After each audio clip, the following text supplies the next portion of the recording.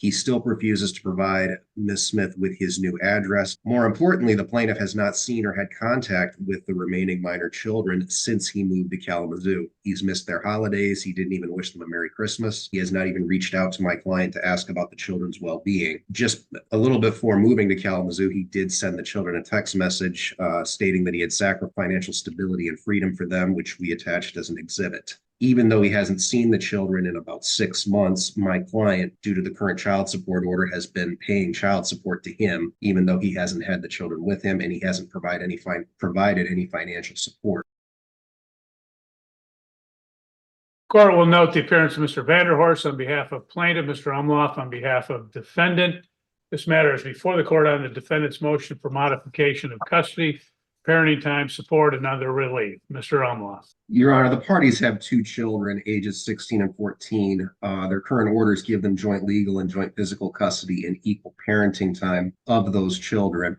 However, circumstances have changed significantly. In August of last year, the plaintiff moved from his house in Battle Creek to a 2-bedroom apartment in Kalamazoo, Michigan. He did not tell Ms. Smith when or where he planned to move, and she, in fact, did not learn that he moved to Kalamazoo until months later. He still refuses to provide Ms. Smith with his new address, despite a request that he do so. He hasn't updated his address with Calhoun County friend of the court. It appears he is working for his apartment complex, but I do not know which apartment complex that is in Kalamazoo, and there are many. More importantly, the plaintiff has not seen or had contact with the remaining minor children since he moved to Kalamazoo. He's missed their holidays. He didn't even wish them a Merry Christmas.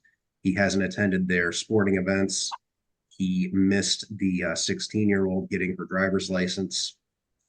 He has not even reached out to my client to ask about the children's well-being. Just a little before moving to Kalamazoo, he did send the children a text message stating that he had sacrificed his financial stability and freedom for them, which we attached as an exhibit. Because he now lives approximately 40 minutes away, and the minor children are in Penfield High School and involved in the community, they have several extracurricular activities in this area. It is simply not feasible to continue a 50-50 parenting time schedule. The children have been deeply hurt by the plaintiff's decision to cut them out of his life, and for that reason, do not want to go back and do not want to live with him full time, and certainly do not want to live with him half the time. Even though he hasn't seen the children in about 6 months, my client, due to the current child support order, has been paying child support to him, even though he hasn't had the children with him and he hasn't provided any financial support for the children. For this reason, what we are asking is that the court grant my client legal and physical custody of the children and award the plaintiff parenting time at her discretion. We also ask that the child support order be recalculated according to the formula. If the court is inclined to order an evidentiary hearing on this matter, we would request that my client's child support obligation be suspended as we wait for that evidentiary hearing. We would further ask that my client be permitted to claim the minor children as dependents for tax-related purposes, as they have been living with her full time. And again, if the court is inclined to order an evidentiary hearing, I would request that we be permitted discovery to further explore where Mr. Pemberton is living and where he is working, and to get a sense of his income in advance of that hearing. Thank you. Okay, thank you. Mr. Vanderhorst.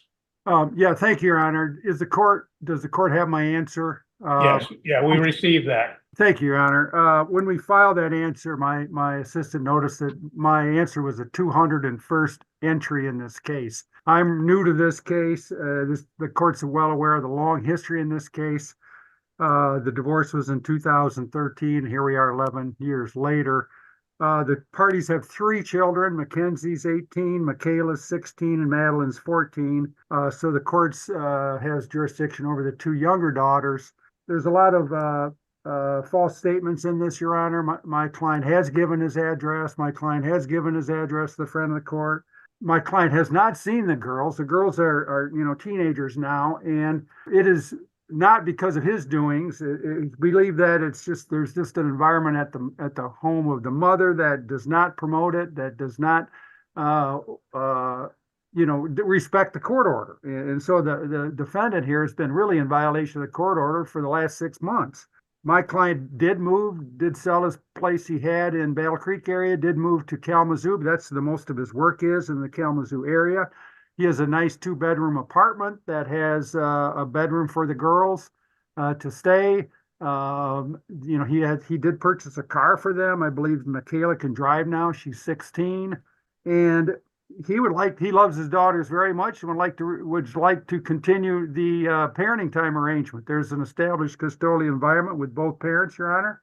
The other important factor in this case is there was a court order before regarding counseling, and I believe counseling now would be very, very fruitful. And I did reach out to Margaret Hunter, who's a very skilled counselor. I've used her before in other cases that could deal with the family issues we have here with the teenage daughters and the parents. And I have made that known to opposing counsel that Margaret Hunter, I've spoken to her, would be willing to take this case on and get involved with this family to kind of bring healing back to this family. I know the counselor that was court ordered before has retired, so she is no longer practicing, but I believe this case would be just tailor-made for Margaret Hunter. As far as the tax exemptions, there was a court order to that effect back in May of 2015 that awarded the tax exemptions. And my research was, I'll give you, it's been a few years on tax exemptions. They can be either be property where they're non-modifiable if they're awarded, or they could be awarded in child support. But in this case, clearly they were ordered back in 2015, where the parties basically share the children, because they've been sharing the children as far as parenting time. So going forward, Your Honor, I would like the order to be enforced. And the issue of child support, my client's willing to say no child support. He would terminate the support as far as I think she's paying $100 a month, Your Honor, or something to that effect. Would waive that for now, but he does make substantially less than the defendant. I believe that I haven't subpoenaed incomes or anything, but I believe the defendant is making close to 100,000, if not more. My client he's self-employed, 50,000 or so. So he makes substantially less anyway than the defendant. But I would ask that the court order be followed, Your Honor, that counseling be ordered in this case, once again, with Margie Hunter, who's a very good counselor, that the defendant, not badmouth the plaintiff at home or do anything to that effect, promote the girls to see their father, and to go forward in this case in a positive way. We only have a few more years left before we're across the finish line, and I think counseling actually would be very helpful to these folks. Okay, thank you. Your Honor. Mr. Vanderhorst, when you say that your client's willing to terminate child support, do you mean actually we terminate that effective at this time, or are you talking about suspending it? Oh, well, yeah, I probably used the wrong term. I would say we would suspend support now. I mean, to move this along as far as what the defendant is paying him at this point in time. I think that would be an act of graciousness as well. Okay, thank you. Your Honor, Mr. Umlaugh, what's your response on the counseling issue? Firstly, I have not received opposing counsel's answer to my motion, but he and I have had extensive discussions, and what he's presented today is consistent with what he and I have talked about. As it relates to counseling with Margie Hunter, we would not oppose it.